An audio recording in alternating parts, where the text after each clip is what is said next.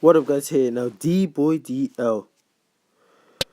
Now, Paul George, this season, he was probably one of the most least talked about superstars in the league.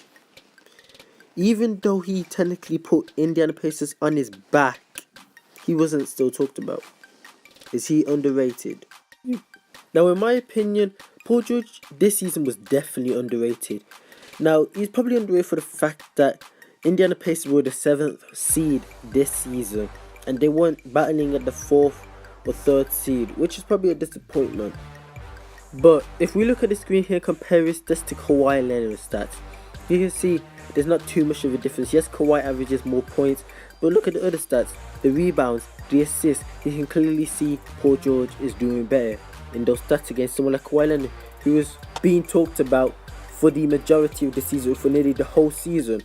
I also do think though that you cannot blame Paul George being underrated on himself, but you gotta blame his team, Indiana Pacers. They ain't really got a really good squad, do they, around him? I mean, Paul George is the main superstar. He pretty much carries them. I mean, they do have Miles Turner, who's a good rookie, but he's still got time to develop. So I do think that he needs to leave. Now, Paul George, in my opinion, he's underrated this season. That's my final conclusion. Paul George is underrated this season, and I don't think he has been on many people's list, for being a superstar or putting him as a top player in the NBA anymore.